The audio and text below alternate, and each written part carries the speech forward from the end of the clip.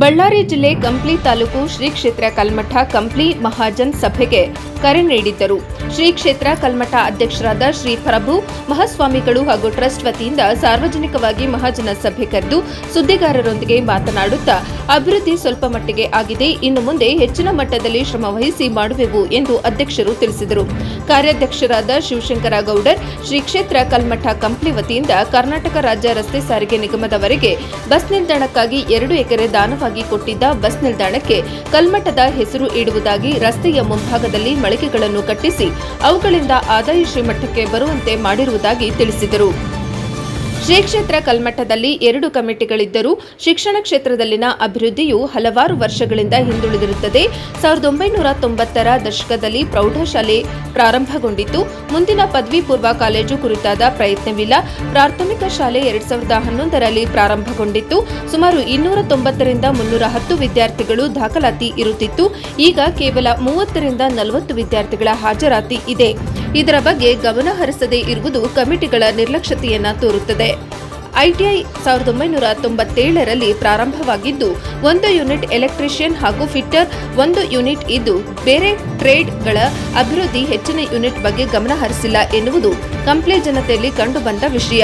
ಕಂಪ್ಲಿಯಲ್ಲಿ ಹಲವಾರು ಐಟಿಐ ಸಂಸ್ಥೆಗಳು ಹೆಚ್ಚು ಯೂನಿಟ್ಗಳನ್ನು ಹೊಂದಿವೆ. ಶಾಲೆಗಳು ಅಭಿವೃದ್ಧಿ ಹೊಂದುವಲ್ಲಿ ಯಶಸ್ವಿಯಾಗಿದ್ದಾರೆ. ಮುಂದಿನ ದಿನಗಳಲ್ಲಿ ಅಭಿವೃದ್ಧಿಪಡಿಸಲಿ ಎಂದು ಸಾರ್ವಜನಿಕರ ಕೂಗು. ಹಿಂದಿನ ಕೆಲವು ವರ್ಷಗಳವರೆಗೆ ಶ್ರೀಮಠದಲ್ಲಿ ಅಜ್ಜನವರ ಪುಣ್ಯತಿಥಿ ತ್ರಯೋದಶಿ ಪೂಜಾ ಕಾರ್ಯಕ್ರಮಗಳು ಯಶಸ್ವಿಯಾಗಿ ನಡೆಯುತ್ತಿದ್ದವು. 4-5 ವರ್ಷಗಳಿಂದ ಈ ಕಾರ್ಯಕ್ರಮಗಳು ಸರಿಯಾಗಿ ನಡೆಯುತ್ತಿಲ್ಲ. ಇದರ ಬಗ್ಗೆ ಶ್ರೀ ಸ್ವಾಮೀಜಿಗಳು ಗಮನ ಹರಿಸದೇ ಇರುವುದು ದುಃಖಕರ ಸಂಗತಿ ಆಗಿದೆ.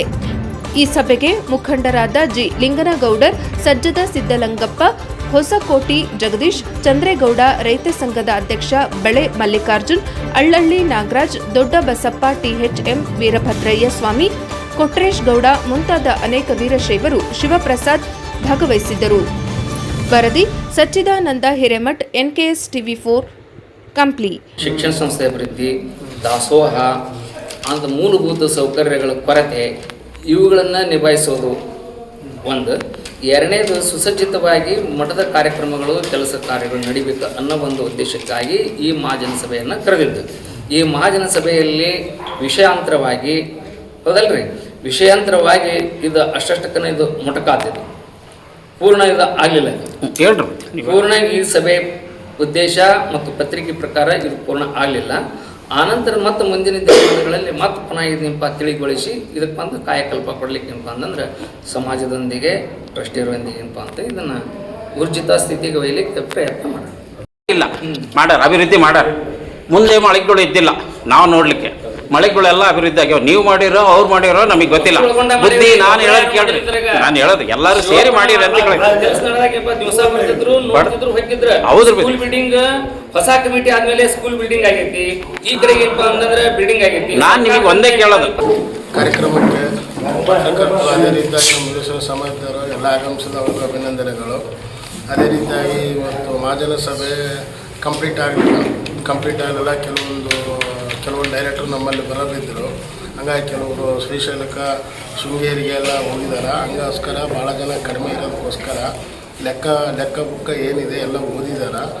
ಎಲ್ಲ ನಾವು ಇನ್ನೊಂದು ಸಲ ಮಾಡಿ ಸ್ವಾಮಿಯವ್ರ ಜೊತೆ ಕೂತ್ಕೊಂಡು ಇನ್ನೊಂದು ಸಲ ಪರಿಶೀಲನೆ ಮಾಡಿ ಲೆಕ್ಕ ಬುಕ್ಕ ಪರಿಶೀಲನೆ ಮಾಡಿ ಅದಂತರ ಒಂದು ಡೇಟ್ ನಾವು ಮಹಾಜನ ಸಭೆ ಕರಿತೀವಿ ಅಂತೇಳಿ ಒಂದೆರಡು ಮಾತನ್ನು ಒಂದು ಸ್ವಲ್ಪ ಅದ್ರ ಮಟ್ಟಿಗೆ ಹೇಳ್ರಿ. ನಾವಿಲ್ಲಿ 8 ಮಳಿಗೆ ಮಾಡಿದ್ದೀವಿ ರೀ ಬಸ್ ಅದೆಲ್ಲ.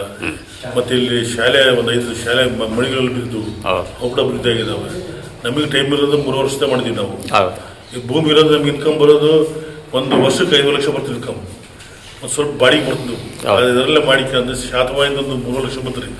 3 ಲಕ್ಷ ನಾವು ಸ್ವಲ್ಪ ದುಡ್ಡು ಹಾಕಿನ ಮಾಡಿದ್ವಿ ರೀ ಅಭಿವೃದ್ಧಿ. ಆ ಇನ್ಕಮ್ನೇ ಮತ್ತು ಇದು ಮುಂದಕ್ಕೆ ಡೆವಲಪ್ ಆಗುತ್ತೆ. ಬಸ್ ಸ್ಟ್ಯಾಂಡ್ ಅದನ್ನು ಮಾಡ್ಬೋದು ಮಾಡಿದ್ವಿ. ಅಲ್ಲಿ ಬಸ್ ಸ್ಟ್ಯಾಂಡ್ ಇದೆ, ಬಸ್ ಸ್ಟ್ಯಾಂಡ್ ಅಲ್ಲಿ ಒಂದು 7 ಮಳಿಗೆ ಕೊಡ್ತಾವೆ ರೀ. ಈ ಸದ್ಯ ನಮ್ಮ ಅಕೌಂಟಲ್ಲಿ ಒಂದು 10 ಲಕ್ಷ ಇದೆ ರೀ. 7 ಲಕ್ಷ ಇರೋದೇ ಟೋಟಲ್ ಒಂದು 10 ಲಕ್ಷ ಆಗುತ್ತೆ ರೀ. ನಾನು ರೆವ್ಯೂನಿಂಗ್ ಎಲ್ಲ ಕಲ್ತು ಕೂಡಿ ಎಲ್ಲ ಮಾಡಿ ಆಯ್ಕೆ ಮಾಡ್ಬೋದು ಮಾಡಿದ್ದೀವಿ ರೀ. ವಾರ್ಷಿಕ ಮಹಾಸಭೆಯನ್ನು ಕರೆಯಲಾಗಿತ್ತು. ಆ ಮಹಾಸಭೆಯ ಎಲ್ಲ ಅಧ್ಯಕ್ಷರು, ಕಾರ್ಯಾಧ್ಯಕ್ಷರು, ನಮ್ಮ ಎಲ್ಲ ಡೈರೆಕ್ಟರ್ಗಳು ಮತ್ತು ನಮ್ಮ ವೀರಶೈವ ಸಮಾಜ ಬಾಂಧವರು ಎಲ್ಲರೂ ಸೇರಿ ಸುರಕ್ಷಿತವಾಗಿ ಯಾವುದೇ ತೊಂದರೆ ಈಗಿನ ಏನಂದರೆ ಭಾಳ ಇಂಪ್ರೂವ್ಮೆಂಟ್ ಈಗ 3 ವರ್ಷದಿಂದ ಭಾಳ ಬಿಲ್ಡಿಂಗ್ಗಳು 8 ಬಿಲ್ಡಿಂಗ್ಗಳು ಆಗಿವೆ. ಸಾರಿ ಬಿದ್ದಿದ್ದು ಸಾರಿ ಮಾಡಿದ್ವಿ. ಮುಂದೆ ಮಸೀದಿ ಗುಡಿಯಲ್ಲಿ ಇರ್ತಕ್ಕಂಥ ಜಾಗ ಸರ್ವೆ ಮಾಡಿ ಕರುಳಾಗ್ತೀವಿ. ಅವನೊಂದು 5-6 ಬಿಲ್ಡಿಂಗ್ ಕಟ್ಸ್ಬೇಕಂತ ನಮ್ಮೆಲ್ಲ ಗಾಡಿ ತೀರ್ಮಾನ ಆಗಿದೆ. ಅದರ ಮುಂದಿನ ದಿವಸದಲ್ಲಿ ಆ ಬಿಲ್ಡಿಂಗ್ ಚಾಲು